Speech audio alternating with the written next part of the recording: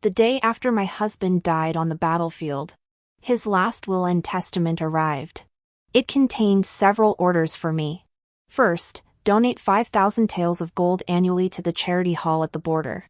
Is this meant to deplete my dowry? Second, you must never remarry and must take care of my parents. Am I to continue living as a servant? Third, your son may not inherit my title.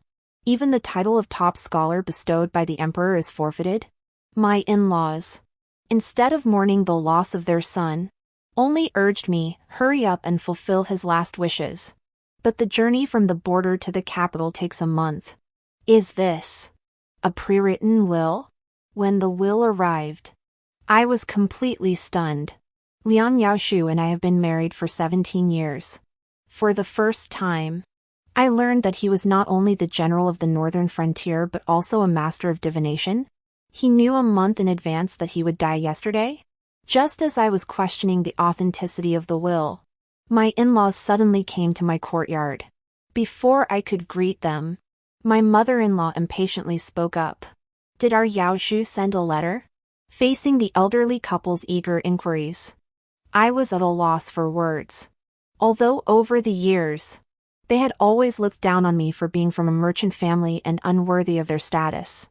They had always mocked me openly and secretly. But I am the kind of person who is good at keeping secrets. Even if the letter might be fake, even if it were real, I couldn't just tell them outright. Your son is dead. So, I hid the letter behind my back and made up a lie. This isn't Yao Zu's letter, it's from my maternal family. You're lying. My mother-in-law pointed at me and shouted angrily. Today is the second day of the 7th month. My son said he would send a letter today. I was taken aback. Which day did he say? My mother-in-law, he said it on the day he left for battle. What? Liang Yaosu knew he was going to die yesterday even though he left half a year ago? If he had that kind of ability, why would he go to the battlefield to risk his life? He should have just set up a fortune-telling stall and made a fortune. While I was stunned, my father-in-law rushed over and snatched the letter I had hidden behind my back. The letter was crumpled in my hand, but before my father-in-law could open it, my mother-in-law started crying. My poor Yaozu. How could he have died? You sacrificed your life for the country, you're a great hero of the Liang family. Your parents will fulfill all your final wishes. After saying that, my mother-in-law turned to glare at me and ordered me as if it were her right. Hurry up and bring out all your dowry, send it to the charity hall at the border immediately. My father-in-law also adopted the air of a patriarch. Although Yao Zu is gone, our Liang family is kind-hearted and will not drive you away. From now on, you must pay your respects to us morning and night and kowtow in gratitude. All expenses for the general's mansion will also be your responsibility. The mother-in-law kept chattering on about having a big pork knuckle for lunch to replenish her strength. The father-in-law said he wanted to open a jar of good wine to drink. So, their son is dead. And they're not even sad, they're celebrating? But they're senile. So I can't make a scene. As the general of the northern frontier, Liang Yaoshu's death on the battlefield was a major event that shook the court. How could no one notify the general's mansion? Just send a letter of last will and testament so casually? No body was found? I must go to the palace to see the emperor and ask what really happened. But my in-laws blocked my way, insisting that the letter was genuine. They said it was their son's handwriting. Just as the three of us were in chaos, Liang Ji returned. My in-laws, as if they had someone backing them up, quickly showed the letter to Liang Jiu and cried, accusing me of being unworthy of being a wife. I couldn't even fulfill my husband's last wish. Liang Jiu quickly glanced at the will, then glared at me with hatred. My in-laws stood behind him, hands on their hips, fanning the flames. Grandson, make this poisonous woman hand over all the money and send it to the border. I had given birth to him with great difficulty, raised him with all my heart and soul to become a top scholar. Yet now he looked at me with contempt. My father was the general of the northern frontier. He despised spending money on women more than anything else in his life. Even after his death. I will never allow you to use money to dishonor him. My in-laws were stunned. This was not what they had expected. As for me, I was heartbroken by my son's attitude. Before my in-laws could speak, I burst into tears. Are you saying that the general's mansion will no longer spend my money? My mother-in-law hurriedly waved her hands. We'll spend it. We'll spend it. My father-in-law slapped his thigh. Ginseng. Abalone. Bird's nest, not a single one can be missing. Liang Jiu stared straight at me and nodded firmly. Right. We'll never let your money corrupt us. I reminded him, but what about your father's last wish? Liang Jiu remained unfazed, patting the shoulders of his despairing in-laws. If it comes to that, let grandfather and grandmother set up a stall on the street. At 73, it's the perfect age to start something new. As soon as Liang Jiu spoke, his in-laws gasped and collapsed. The servants rushed to help them sit back in their chairs. Liang Jiu hurriedly tried to wake them up. He pinched their noses hard. He brought ice water and splashed it on their faces. Finally, when he couldn't wake them, the usually dutiful Liang Jiu slapped each of them across the face. At last, the old couple came to their senses. The elderly couple clutched their burning cheeks, about to erupt in anger, but were interrupted by their grandson's cries. You're finally awake. Without my father. If you two die now, I'll inherit this vast general's mansion, live in luxury. But my life will have no meaning. The elderly couple, watching the three of them bond across generations. I stood aside like an outsider. A bone-chilling coldness rose in my heart. I never could have imagined that. Back then, I had severed ties with my father, the first merchant of the empire, all for marrying Liang Yaozhu. 17 years have passed, and I have ended up as an outsider in the Liang family. Just as I was wallowing in self-pity, Liang Jiu had already dragged his trembling in-laws out of the house, intending to set up a stall.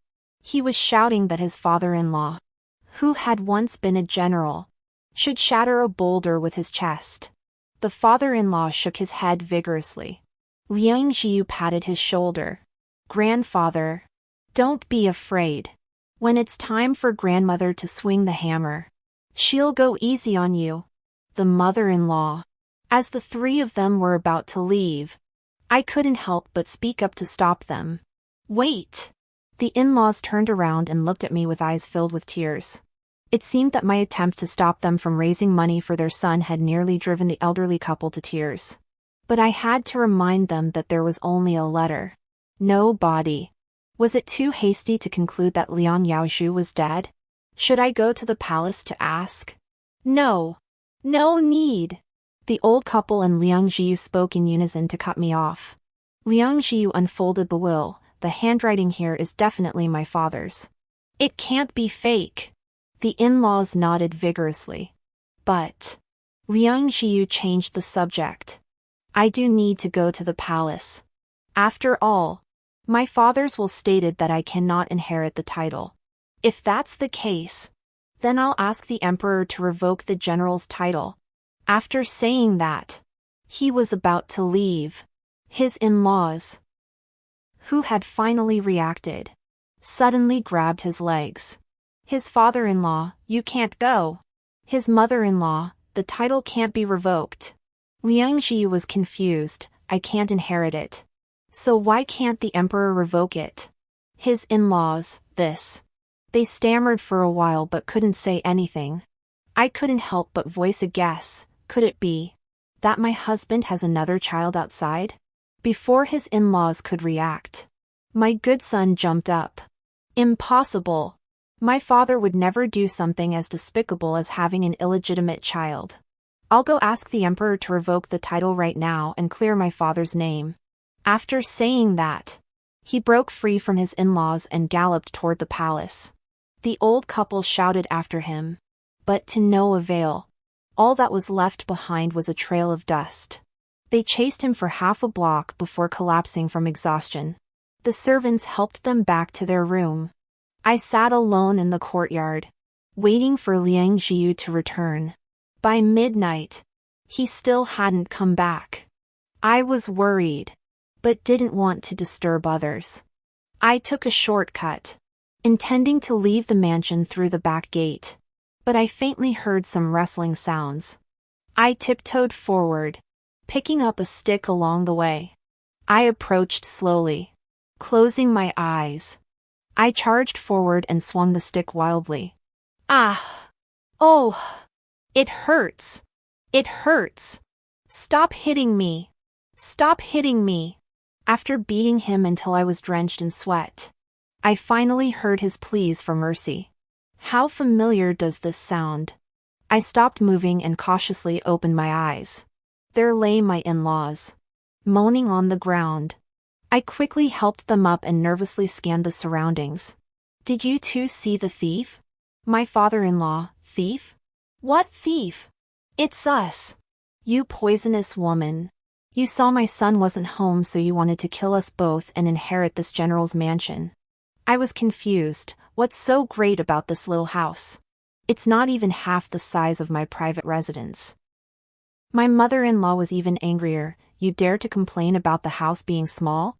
You're just the daughter of a merchant, no matter how rich you are. You're still lowly. If it weren't for my son marrying you, how could you have achieved social mobility? I agreed, indeed.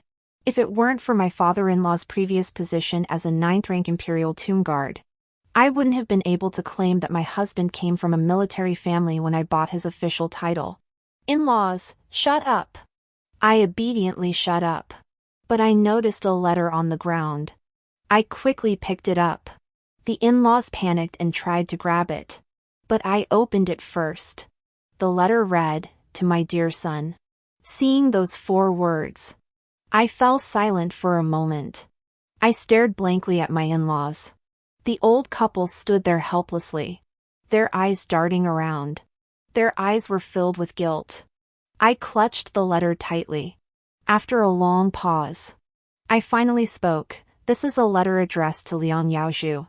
So, you've been lying to me all along.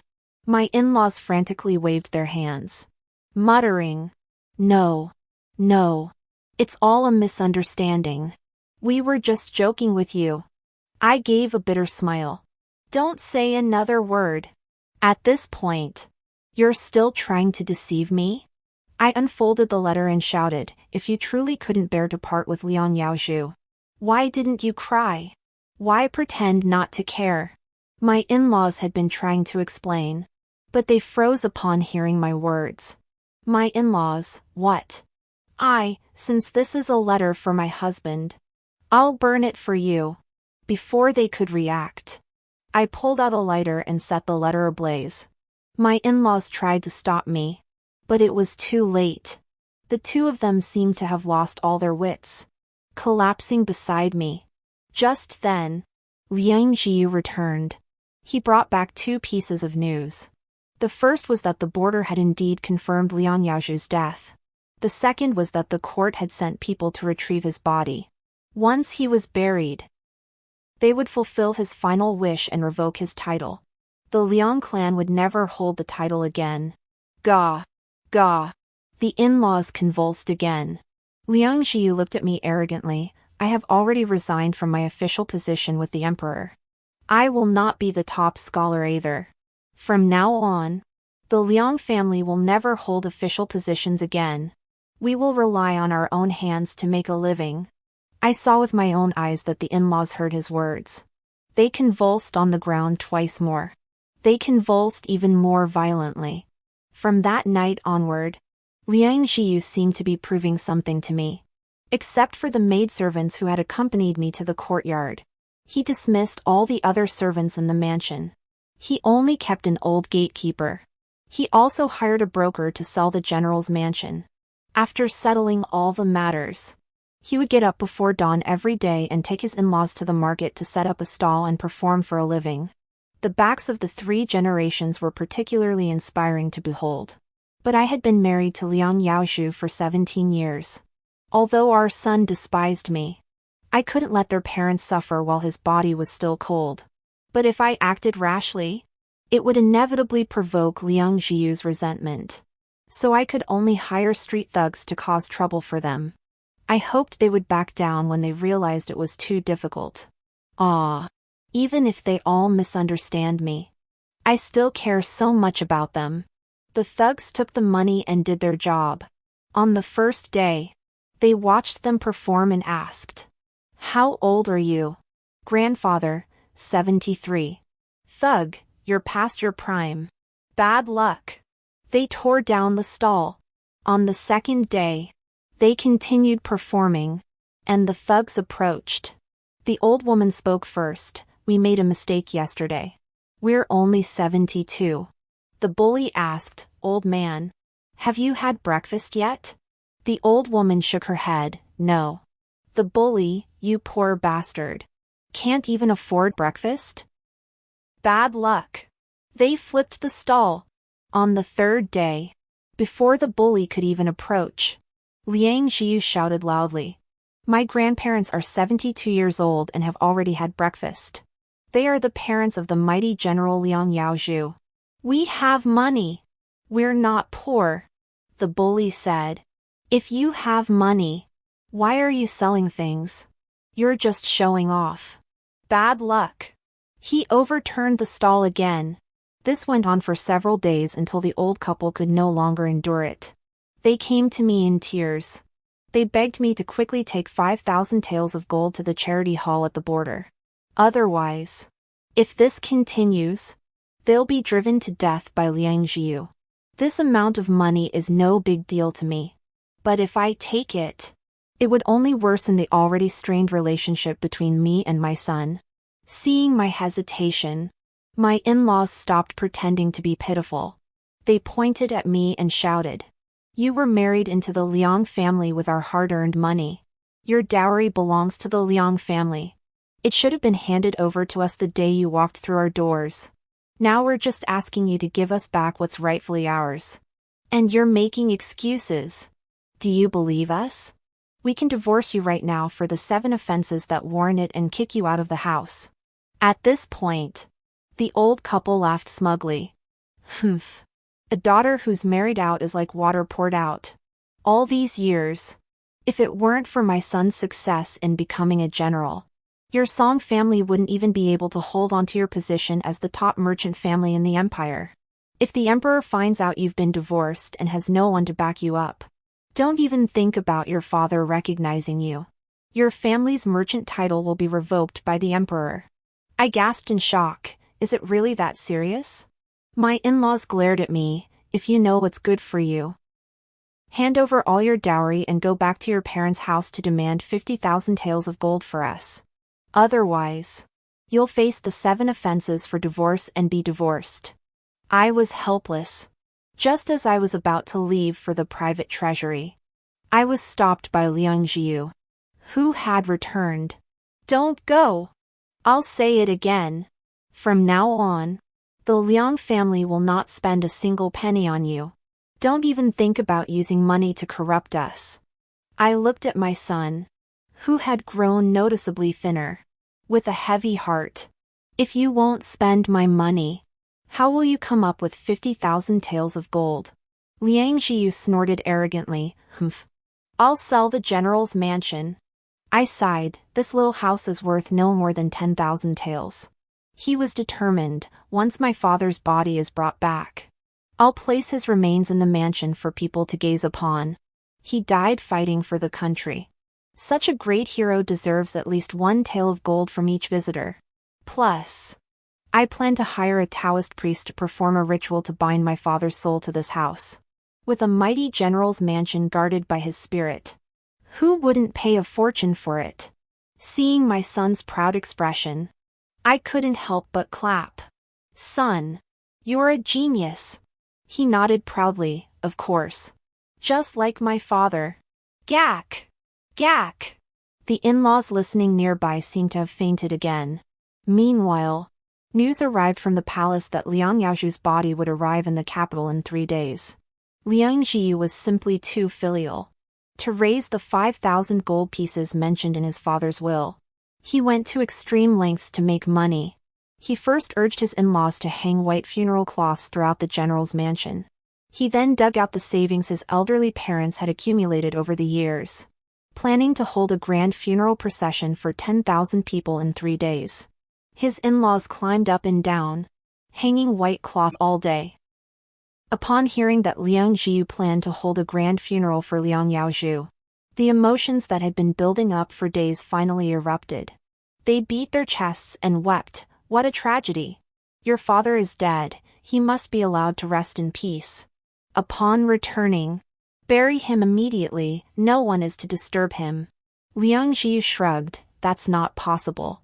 I've not only invited the common people of the capital, but also the major aristocratic families, and I've told them to prepare their offerings."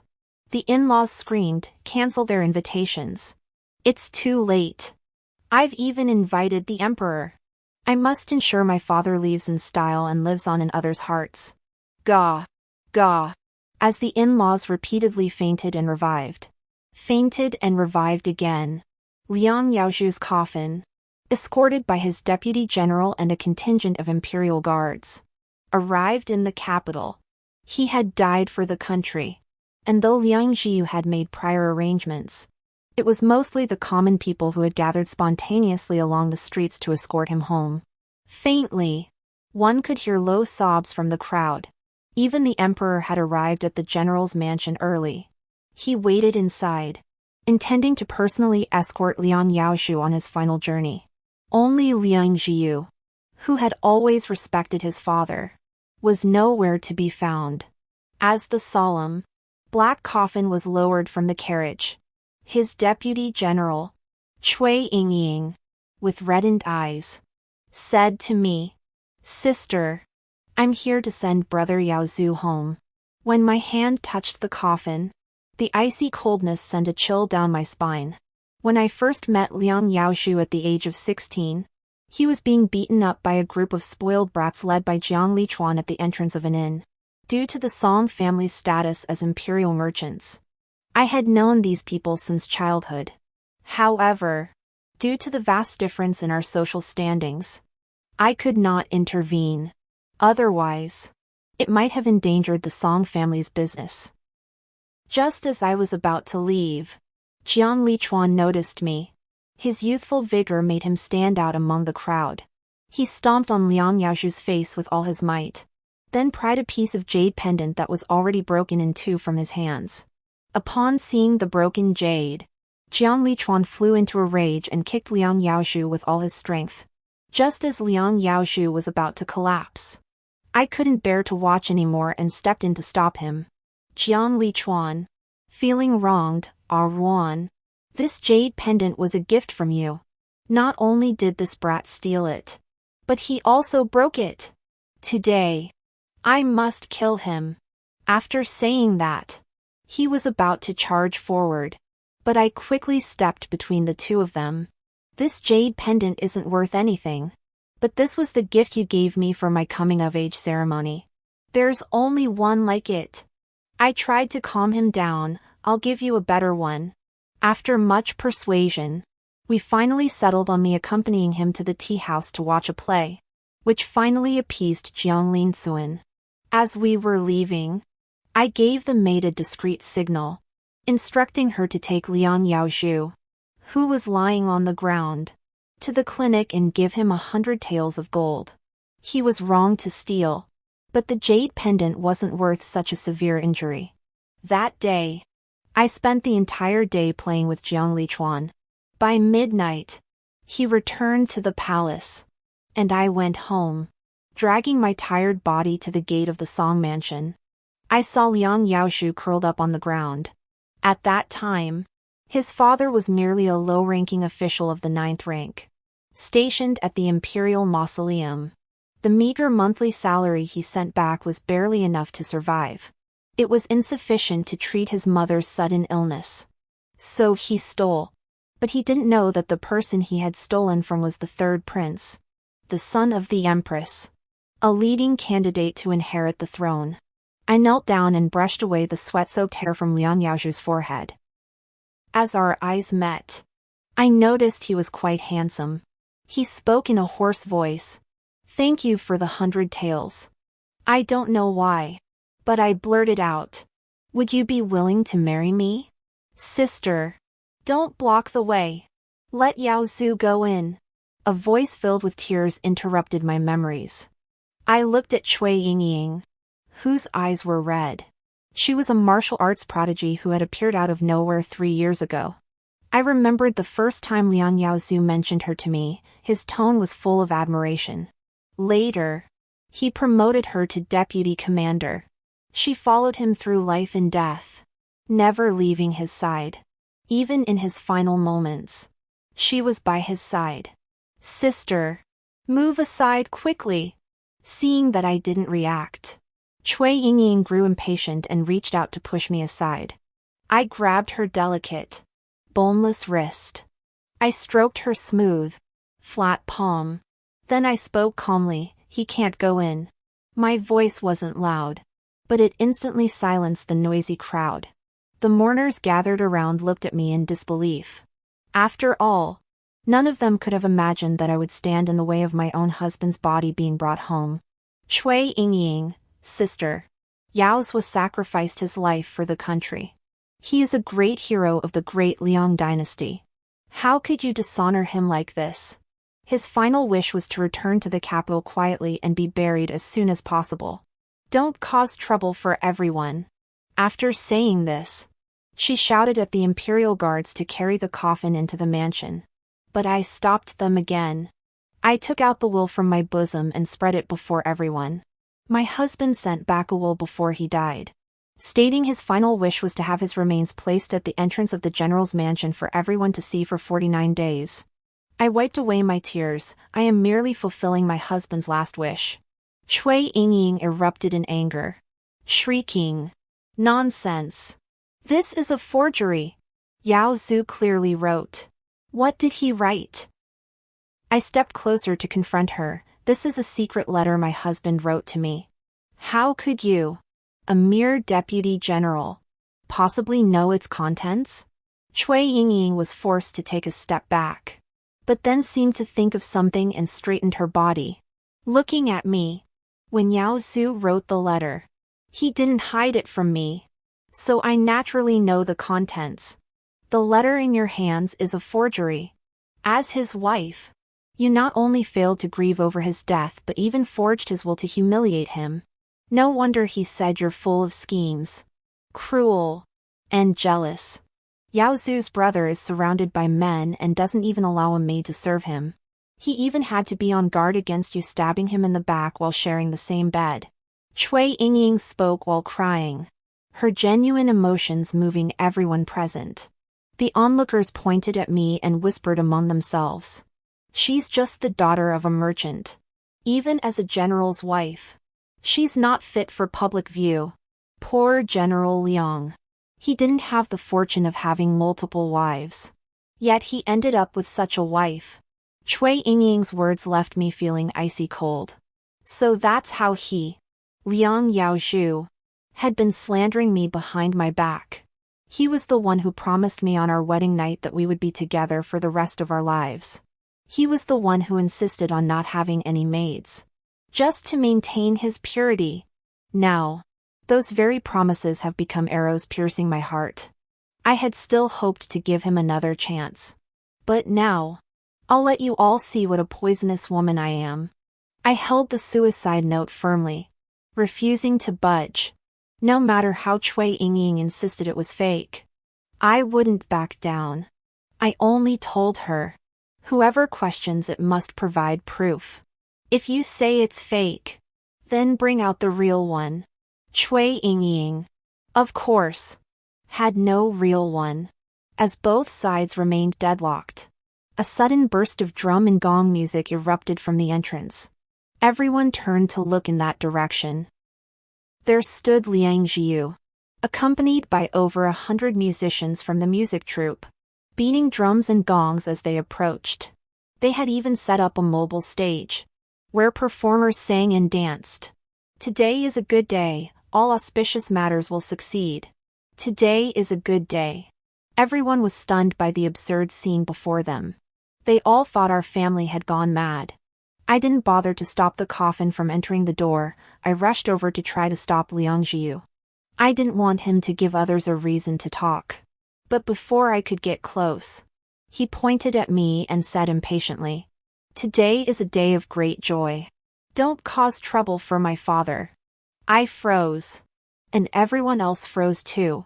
It wasn't until the in-laws respectfully escorted the emperor out of the general's mansion that we heard the emperor's authoritative question. "Liang Jiu, your father has died. What is there to celebrate?" Everyone shouted "Long live the emperor," and knelt on the ground. Only my mother and I stood straight. Liang Jiu bowed respectfully and spoke calmly. "Your Majesty, my father was the valiant general you personally appointed. A general dying on the battlefield, sacrificing his life for the country, is a noble act that ensures decades of peace for the people at the border. Isn't that a cause for celebration?" The emperor frowned. "But you have no father. Aren't you grieving?" Liang Jiu shook his head resolutely. "From the day he set off for battle, I no longer had a father. And my mother lost her husband. The general is dead. The enemy has been defeated. And the people are rejoicing. Shouldn't they be allowed to pay their respects to my father's remains? Shouldn't everyone remember the bravery with which my father died in battle?" The emperor stammered. "Well, you do have a point." Cui Yingying panicked. "Your Majesty, you mustn't." Liang Jiu shouted, "Someone, open the coffin." The musicians stopped playing and rushed forward to lift the coffin lid. The people followed suit, shouting that they wanted to pay their respects. Liang Jiu took advantage of the chaos to set up a stall and prevent people from lining up. "Don't push. View in an orderly manner." In the chaos, only Cui Yingying clung to the coffin, refusing to let anyone touch it. Her in-laws rushed forward to protect the body, facing the elderly and women. The crowd couldn't force their way through. They all stopped their actions. The in-laws wailed, "Grandson, are you trying to make your father die with his eyes open?" I glanced at my son, pushed through the crowd, and shoved the in-laws aside. My son is filial, but I am a wicked woman. I will be the one to open the coffin lid. Just as I was about to act, Cui Yingying stepped in to stop me. She even reached out to slap me.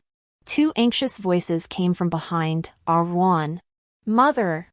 In the next instant, I grabbed her wrist, exerted a little force, and sent this once-in-a-century martial arts prodigy tumbling to the ground. Everyone. Someone raised a timely question, the Deputy General of the Army. "Is he really this weak? Look at her waist, it's not even as thick as my wife's legs. Can someone like this really go to battle and kill enemies?" The whispers of the crowd made Cui Yingying's face flush red. Liang Jiu suddenly rushed over to defend her. "Don't speak of Aunt Cui like that. She's my father's sworn sister. As close as siblings who share the same pants. If she didn't have some real skills, how could she have earned my father's favor?" At this, everyone burst into laughter.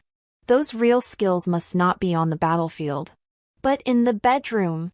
However, there were also supporters of Liang Yaozhu. "Don't slander General Liang. He's a deeply devoted man who loves his wife dearly." I curled my lips into a cold smile.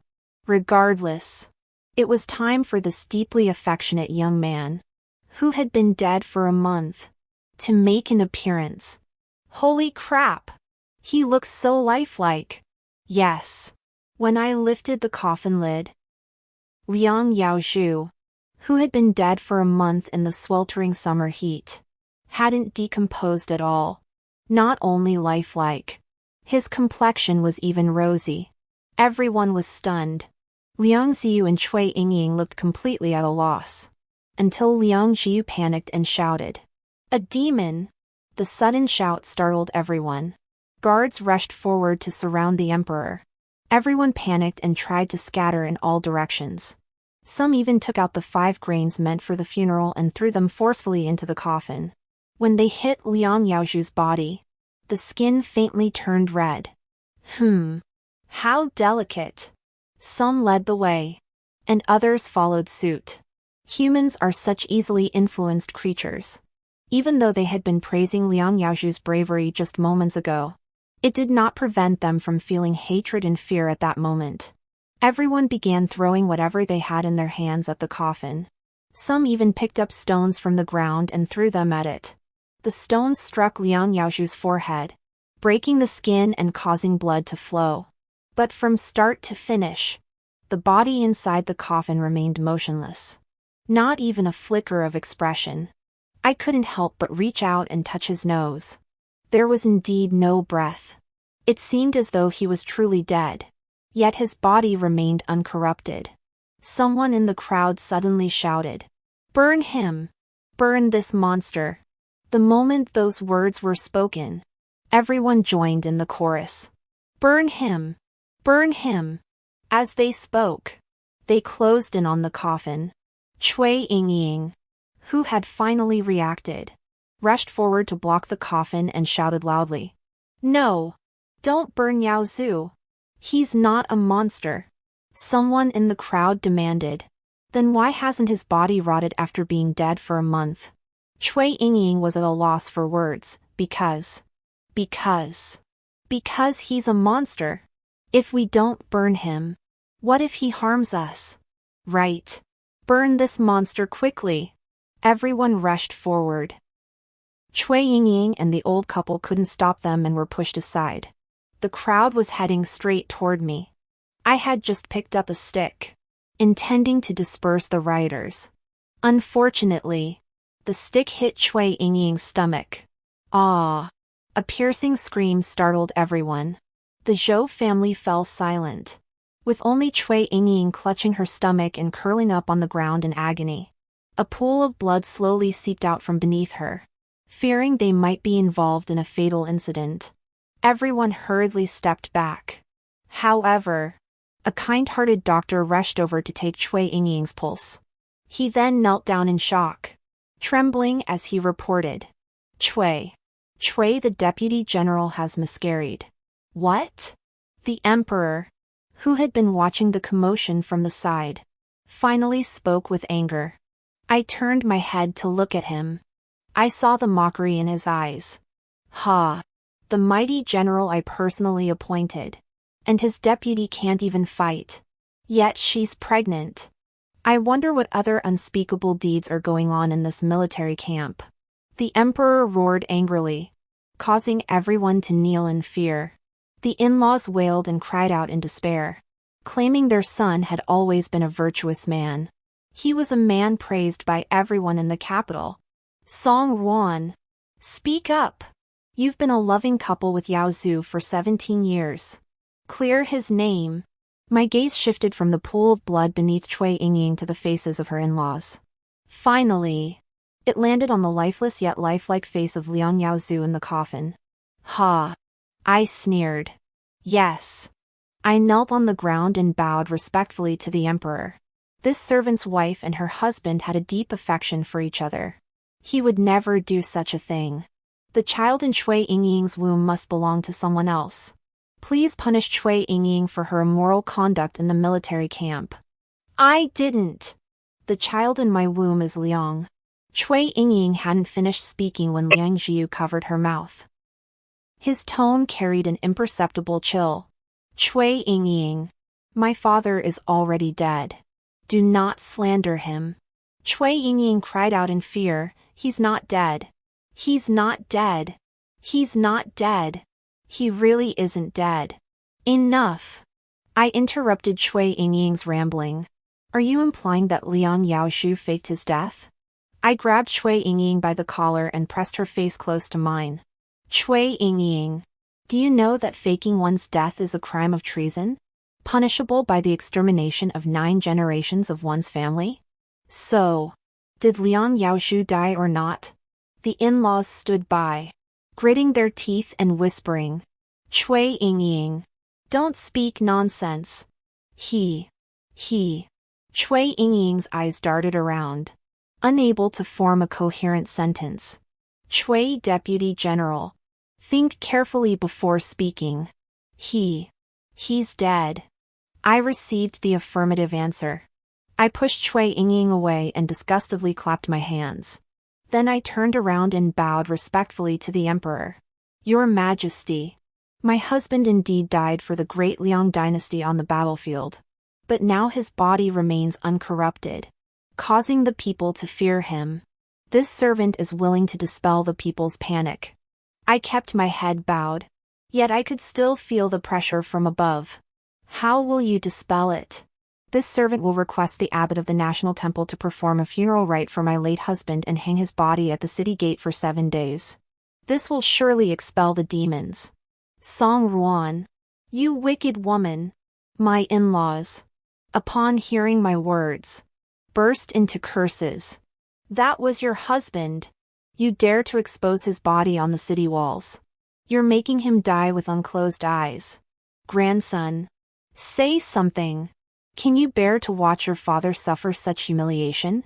Liang Jiu slowly pried his grandparents' hands off his father's body and spoke calmly. Grandparents. The fact that my father's body hasn't decomposed is hard to explain. Are we going to let the emperor suspect that my father faked his death and that our Liang family is betraying the emperor? The emperor remained silent. I looked up and after a moment, heard a single word. Permission. My in-laws collapsed to the ground, wailing in despair. This farce finally came to an end when Liang Yaozhu was hung on the city wall. The sunlight was blinding, the heat unbearable. I stood at the base of the city wall, gazing up at Liang Yaozhu. Footsteps approached from behind, and an oil paper umbrella was held over my head. Mother. I checked your private vault. The beaching pill is indeed missing. Oh. It was the gift Jiang Lichuan gave me the night before our wedding. I didn't use it back then, but I never thought Liang Yaozhu would discover it. I looked at Liang Jiu. When had the 16-year-old boy grown so much taller than me? He no longer looked like the boy who used to spoil me. Did we go too far? He smiled lightly and looked up at the people on the city wall. If we pity him, who will pity us? Liang Yaozhu had been hanging on the city wall for 6 days, and my in-laws came to my room every day to curse and scold me. They demanded that I bring Liang Yaozhu down. But this was something the emperor had permitted, so I had no say in the matter. On the 7th day, they came again. However, I had already been summoned to the palace early in the morning. I was taken to the imperial study, where a senior eunuch led me inside and closed the door behind us. In the vast palace, there was only the emperor seated high above. I knelt respectfully and bowed, shouting, "Long live the emperor! Long live the emperor! Long live the emperor!" The emperor did not call me to rise but continued to write something with his head bowed. It was not until my knees felt like they were being pierced by needles that I heard a sneer. He ate the beaching pill. My hands, which had been hanging limply, suddenly clenched tightly. Taking that substance can cause instant feigned death, lasting 7 days. By that calculation, today is the 7th day since he entered the city. The emperor slowly rose to his feet and walked toward me. Every step echoed in my ears, until his bright yellow dragon cloud boots came to a stop before me. A large hand with prominent knuckles lifted my chin, forcing me to look up at him. General Liang has betrayed the emperor. Hasn't he? A single casual statement was enough to wipe out the entire Liang family. I bowed my head in fear. Your Majesty, Liang Yaozhu is truly dead. He died on the battlefield fighting for the great Liang dynasty. The Liang family has always been loyal and devoted. They would never commit such a heinous act of treason. Today, I will personally bury him and ensure he rests in peace. The emperor paused, unsure, and asked, "Are you truly willing to let him die?" I looked up firmly, "Your Majesty, it is not I who caused his death. He is already dead." Ha! The emperor burst into laughter, his voice growing louder. Song Ruan, your name contains the character Ruan, yet your heart is as hard as stone. Back then, you refused to agree to a fake death to escape marriage for him. Yet now you have abandoned him. The emperor handed me an imperial edict, the valiant general, who died for the country, is truly a hero. His wife is hereby granted the title of first-rank lady. His son is to be granted the title of prince consort and will marry Princess Yongning shortly. I took the imperial edict with some surprise and heard him say, "In this way, you are now part of my family." By the time I left the palace and returned to my residence, it was already dark. Liang Yaoshu had been lowered from the city walls by the imperial guards, placed in a coffin, and sent back to the funeral hall of the general's mansion. At that moment, there were over 100 members of the Liang clan present. As soon as I entered the funeral hall, I heard the clan leader of the Liang family order, "Kneel." Liang Jiyu stepped in front of me, about to speak in defense, but I pulled him behind me. "I am not so weak that I need your protection." I raised the imperial edict in my hand and challenged the clan leader with a smirk. "The imperial edict is here," the clan leader should recall. Over 100 people knelt down in a chaotic crowd. After I finished reading, everyone fell silent. The clan leader reluctantly acknowledged me as the superior, unable to use his status to overpower me anymore. My in-laws were desperately signaling to the clan leader. He coughed twice and spoke. "Song Ruan, your in-laws want to bury Yao Zhu quickly so he can rest in peace." I nodded, of course. My in-laws were overjoyed, and the clan chief's expression relaxed. I instructed Liang Jiyu, "Follow the master's instructions and nail 49 soul-binding nails into the coffin to ensure the demon is trapped inside and cannot be reborn for eternity." "Yes, mother." Liang Jiyu ordered the servants to begin nailing the coffin.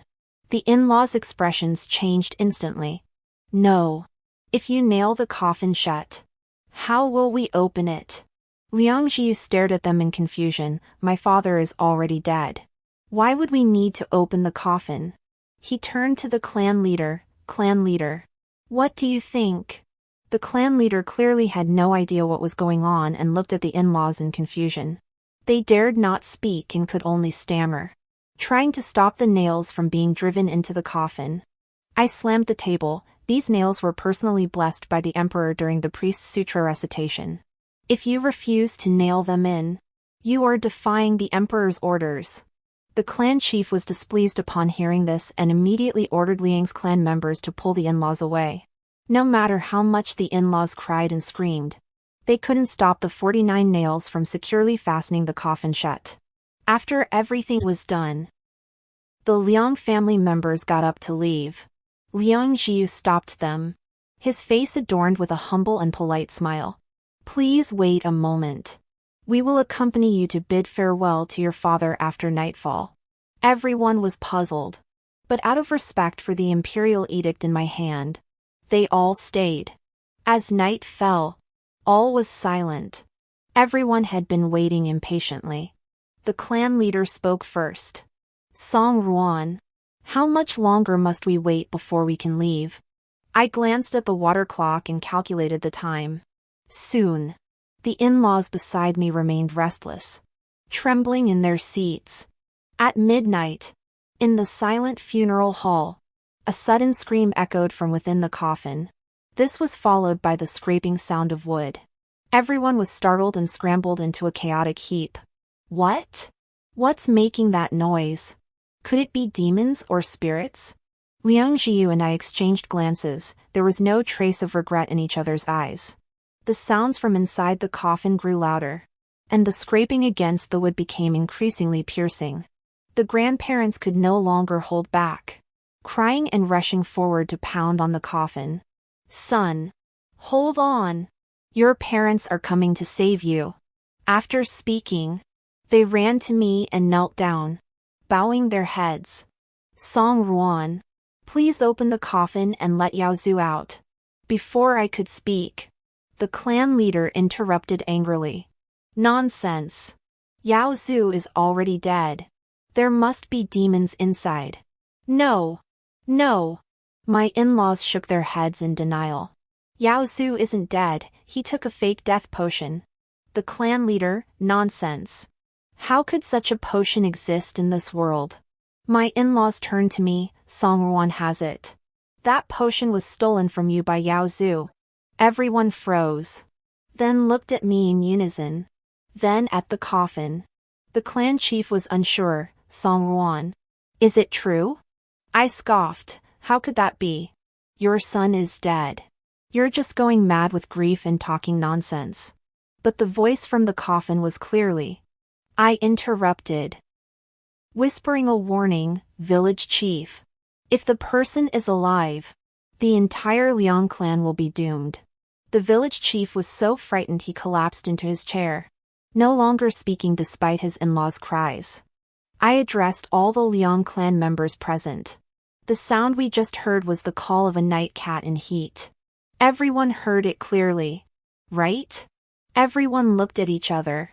Then turned to the clan chief. The old man sighed deeply. Yes. It was a night owl in heat. His words were final. And everyone nodded in agreement. The in-laws had already fainted from crying. The clan chief asked, "Can we leave now?"